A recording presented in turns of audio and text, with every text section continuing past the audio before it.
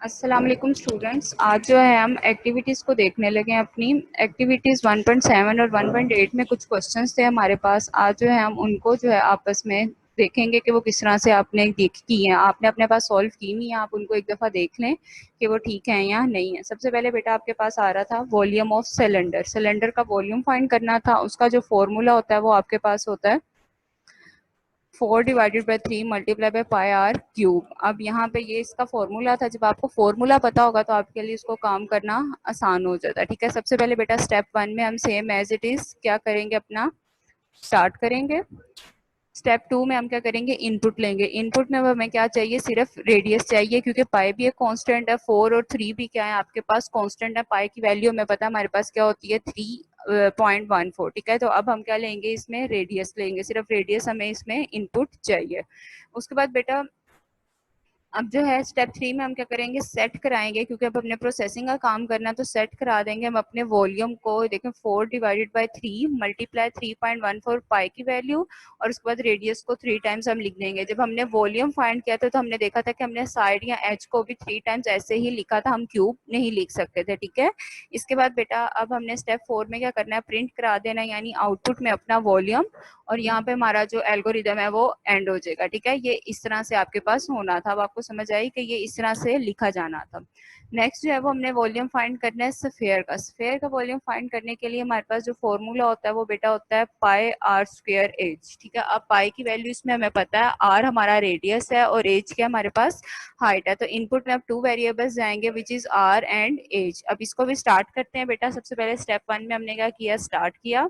Step 2 में input में हमने रेडियस और हाइट ले ली। स्टेप 3 में हमने वॉल्यूम को सेट करवाया अपनी, देखें पाए की वैल्यू लिखी 3.14, आर की वैल्यू रेडियस, दूसरी बार रेडियस और उसको हाइट को हमने लिख दिया। अब वॉल्यूम प्रिंट करा दिया हमने आउटपुट में, और स्टेप 4 में हमने एंड कर दिया। इस तरह से आपने ये काम करना है। ठीक है, उसके बाद बेटा अब नेक्स्ट आ जाता है हमारे पास एरिया फाइंड करने के लिए। Area of A triangle. Area of A triangle का फॉर्मूला हमारे पास क्या होता है, height multiply by base divided by 2। अब इसमें जो है हमें दो चीजें चाहिए, एक हाइट चाहिए और एक क्या चाहिए, बेस चाहिए। तो उसी तरह हमने इसको भी स्टार्ट किया। इनपुट में अपने पास हाइट और बेस ली, सेट कराया अपना area height multiply by base divided by 2 से। ठीक है, यानी जो भी एंटर की जाएंगी वैल्यूज वो हाइट और बेस आपस में मल्टीप्लाई होंगे, जो आंसर आएगा वो किस पे डिवाइड हो जाएगा, 2 पे डिवाइड हो जाएगा। उसके बाद अपना एरिया प्रिंट करा लिया, और हमारा यहाँ पे जो एल्गोरिदम था वो क्या हो गया, एंड हो गया। नेक्स्ट बेटा अब हमने करना था रोम्बस का एरिया फाइंड। रोम्बस का एरिया फाइंड करने के लिए जो हमारे पास फॉर्मूला होता है वो होता है P into Q divided by 2। P into Q बेटा हमारे पास डायगनल्स हैं दोनों, ये देखें आपको नजर आ रहे होंगे, दोनों रोम्बस के डायगनल्स कहलाए जाते हैं। ठीक है, तो इसलिए आप D1 और D2 के साथ भी इसको कर सकते हैं, यानी डायगनल 1 और डायगनल 2, या P इंटू क्यू भी आप लोग लिख सकते हैं। ठीक है, इसको भी बेटा आपने बिल्कुल इसी तरह हमने स्टार्ट किया। उसके बाद हमने क्या किया, पी और क्यू लिया अपने पास, और इनपुट में दो चीजें चाहिए थी, अपना वॉल्यूम एरिया सेट कराया P into Q divided by 2, और हमने अपना आउटपुट में एरिया प्रिंट करा दिया और यहाँ पे एंड कर दिया। ये सेम उसी पैटर्न पे आपके पास चल रहे हैं इनपुट प्रोसेसिंग और आउटपुट के साथ।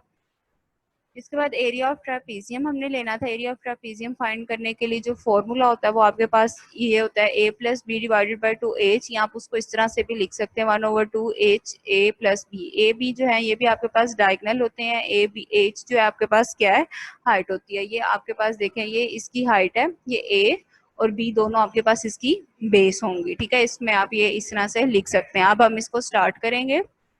उसी तरह इनपुट में हमें तीन चीजें चाहिए, एच ए बी, वो तीनों चीजें हमने इनपुट में ली, अपने सेट किया एरिया को उसकी प्रोसेसिंग पे। जो फॉर्मूला था मैंने, अगर आप ये फर्स्ट वाले को फॉर्मूला इस तरह से यूज करें तो आपने क्या लिखा, a plus b divided by 2 multiply by h, या अगर आप दूसरी फॉर्मूले की तरह लिख रहे हैं तो बेटा आपने लिखना है पहले 1 divided by 2 multiply by h multiply by a plus b. तो आपको पता है यहाँ पे ब्रैकेट्स थी, तो ब्रैकेट्स जो है वो आपके पास क्या होती हैं, पहले सोल्व होंगी, उसके बाद आपके पास बाकी का फंक्शंस परफॉर्म होंगे। इसी तरह आपने अपना एरिया जो है उसको आउटपुट में शो कराया, और यहाँ पे आपने इसको एंड कर दिया। ठीक है, ये बेटा आपके पास थी वो एग्जांपल्स। उम्मीद है कि आप लोगों ने भी इसी तरह से की होंगे। अगर किसी की कोई चीज मिसिंग है तो वो इसको नोट कर ले और अपनी जो है वो सही तरह से लिख ले।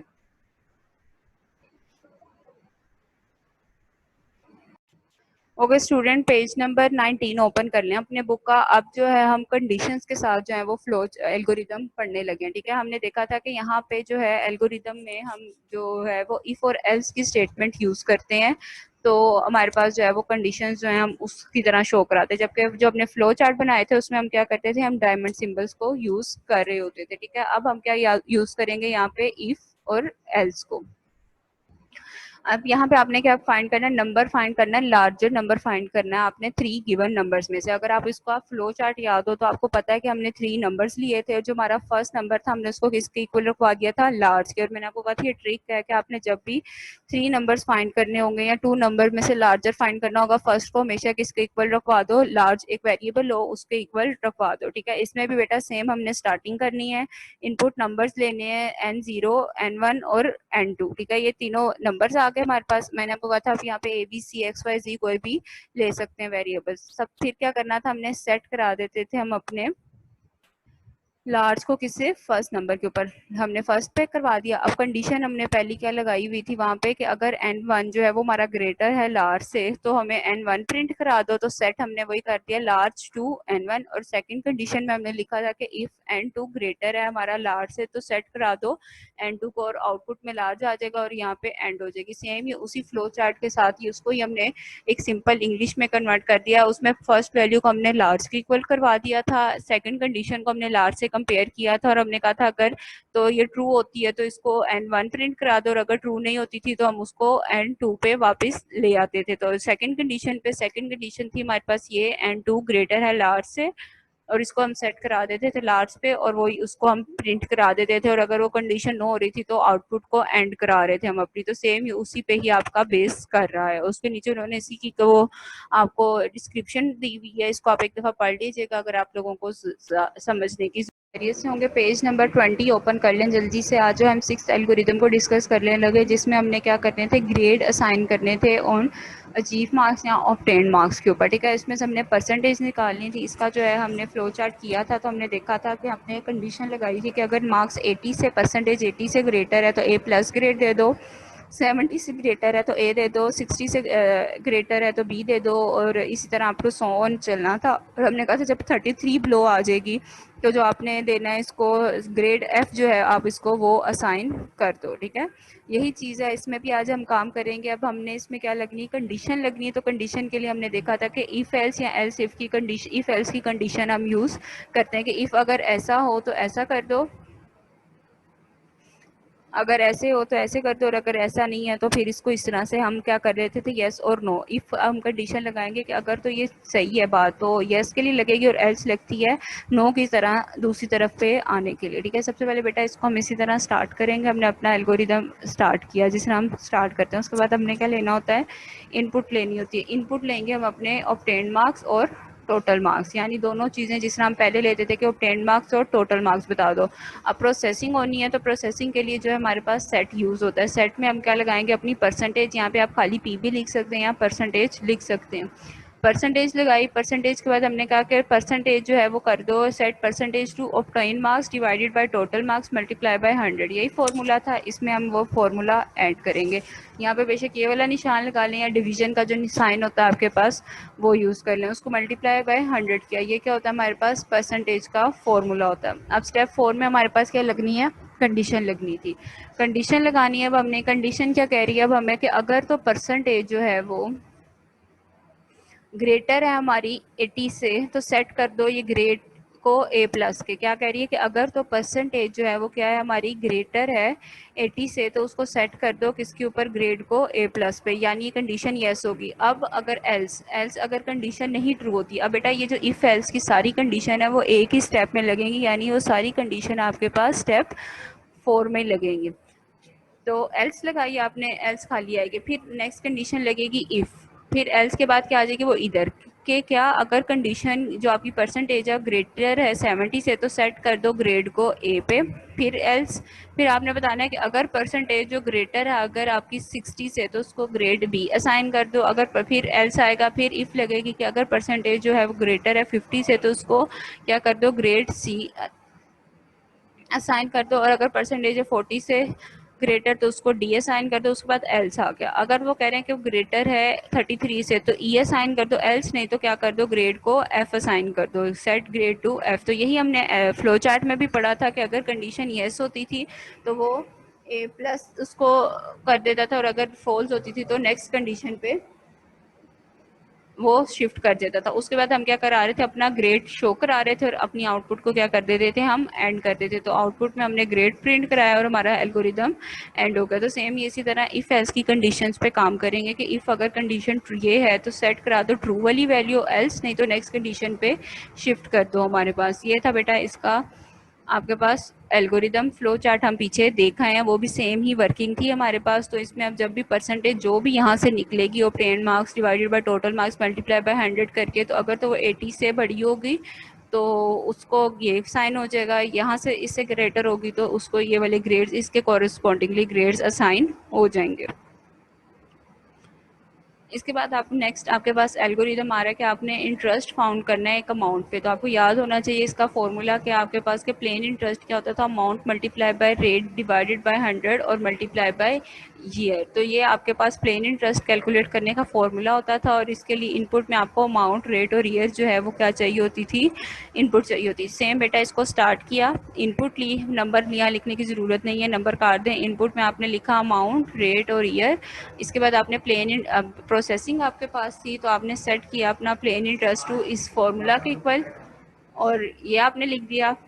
इसके बाद आप अपने अपने आउटपुट करा दिया प्लेन इंटरेस्ट, और यहाँ पे क्या हो गया, आपकी एल्गोरिदम एंड हो गया। ठीक है, ये सेम हमारे फ्लो चार्ट की जो वर्किंग है उसी को हम अब फॉर्म में लिख रहे हैं, टेक्स्ट फॉर्म में लिख रहे हैं यूजिंग सम टेक्निक्स ऑफ या नोटेशन ऑफ एल्गोरिदम।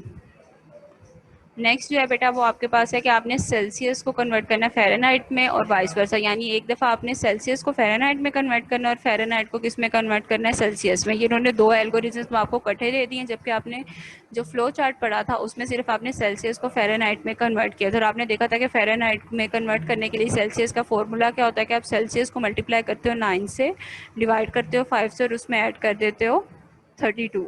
तो यहाँ पे भी बेटा वही है कि आपने स्टार्ट करना है, इनपुट लेना है अपना एक नंबर। अभी आपने इनको दो एल्गोरिदम्स बनने हैं तो इसमें आपने जो है एक दफ़ा पहले सेल्सियस टू फ़ारेनहाइट का करके शो कराना, उसके बाद फ़ारेनहाइट टू सेल्सियस का करके शो करा के एंड पे एक दफ़ा ही एंड लिखा जाएगा। ठीक है, एल्गोरिदम बनाया आपने, स्टार्ट किया आपने, नंबर लिया, नंबर लिखने की ज़रूरत नहीं है। अब इनपुट आपने क्या लिया, सेल्सियस या सी किया। अब आपने सेट किया फ़ारेनहाइट को उसके फॉर्मूले की इक्वल जो कि हम पीछे पढ़ रहे हैं, और आउटपुट में आपने क्या करा दिया, फ़ारेनहाइट शो करा दिया। अब आपने जो है सेकंड एल्गोरिदम में क्या करना था, आपने फ़ारेनहाइट से सेल्सियस में जाना था, यानी फ़ारेनहाइट को सेल्सियस में शुरू शो कराना था। तो अब इनपुट में कौन सा नंबर आएगा, फ़ारेनहाइट, और जो आउटपुट में शो होगा नंबर वो कौन सा होगा, सेल्सियस। तो इनपुट में आपने क्या लिया, फ़ारेनहाइट। अब बेटा फ़ारेनहाइट में कन्वर्ट करने एफ से सी में जाने के लिए, यानी फ़ारेनहाइट को सेल्सियस में कन्वर्ट करने के लिए जो फॉर्मूला होता है वो क्या होता है कि फ़ारेनहाइट -32 मल्टीप्लाई 5 डिवाइडेड बाय 9। ये फार्मूलाज मैंने आपको पहले भी कहा आपने याद रखने, क्योंकि प्रोसेसिंग सारी है ही हमारी फार्मूलाज पे बेस होती है। अगर जब तक आपको प्रोसेसिंग फार्मूलाज नहीं याद होंगे आप जो है अच्छी तरह से अपनी जो आपका है उसको आप अच्छी तरह से समझ नहीं सकेंगे। ठीक है, ये आपके पास था बेटा स्टार्टिंग से एंडिंग तक आपके पास ये चीज़ आ रही है, और उसके बाद एक दफ़ा ही आप एंड करेंगे। आप देखेंगे यहाँ पे आउटपुट स्टेप 4 में हमने फ़ारेनहाइट को आउटपुट शो कराई थी, लेकिन हमने अपने एल को एंड नहीं किया था। तो एल्गोरिदम को एंड करने के लिए हमने जब अपना सारे काम उसमें कर लेना है तो हमने एक दफ़े ही स्टेप 8 में उसको क्या किया, एंड किया है। ठीक है, इसके बाद बेटा लास्ट एल्गोरिदम है कि वो कह रहे हैं कि find even number in integers ranging from n1 to n2 where n2 is greater than n1। अब ये ज़रा स्टेटमेंट गौर से समझिएगा। वो कह रहे हैं कि आपने जो है इवन नंबर फाइंड करने हैं, और इवन नंबर फाइंड कैसे करने हैं कि आपने n1 से n2 को कोई ना कोई रेंज देनी है, और ये भी आपने याद रखना है कि जो n2 है वो आपका ग्रेटर होना चाहिए किससे, आपके n1 से ग्रेटर होना चाहिए। ठीक है, स्टेटमेंट दोबारा समझें, इवन नंबर्स आपने फाइंड करने हैं, इवन नंबर्स को आपने क्या करना है, फाइंड करना है, जिनकी रेंज कहाँ से कहाँ तक होनी चाहिए, n1 से लेके n2 तक। यानी एक रेंज ये यूजर्स रखेगा कि n1 में ये वैल्यू देनी है और n2 में ये वैल्यू रखनी है, लेकिन साथ साथ आपने ये भी ख्याल रखना है कि जो n2 है वो आपका हमेशा ग्रेटर होना चाहिए किससे, n1 से।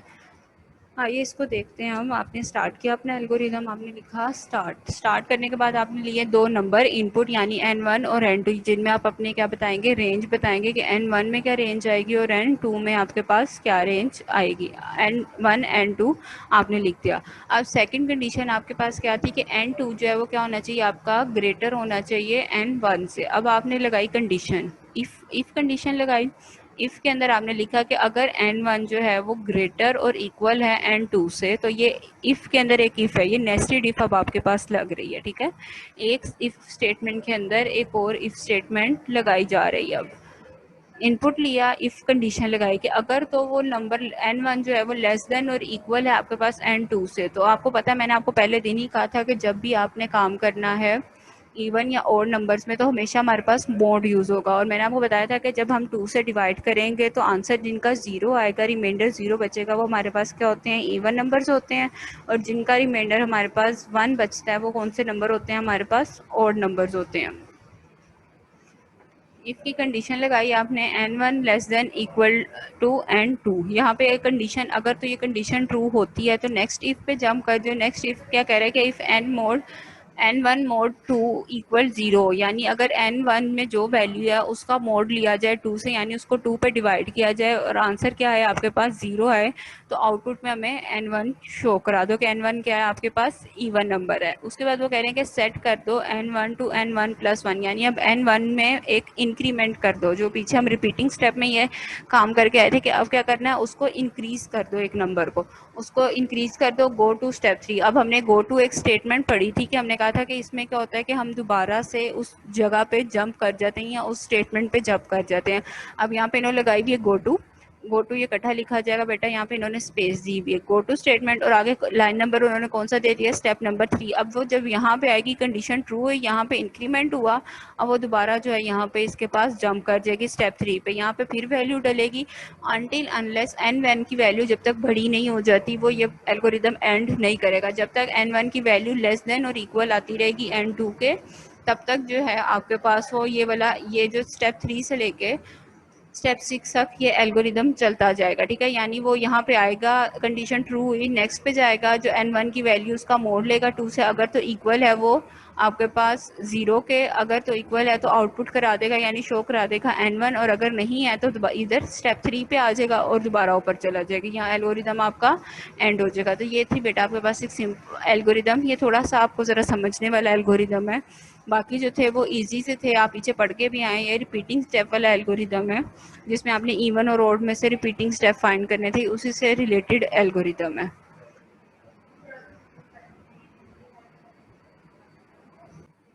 ओके स्टूडेंट्स, यहाँ तक था आपका टॉपिक, आपने इनको अच्छी तरह से याद करना है। अगर और इसमें आपको किसी भी किस्म की कोई कन्फ्यूजन हो तो आप मुझसे डिस्कस कर सकते हैं। इनकी अच्छी तरह से प्रैक्टिस करें ताकि आपको अच्छी से अच्छी तरह ये याद हो सके। जब तक आप प्रैक्टिस नहीं करेंगे ये आपको अच्छी तरह से याद नहीं होंगे।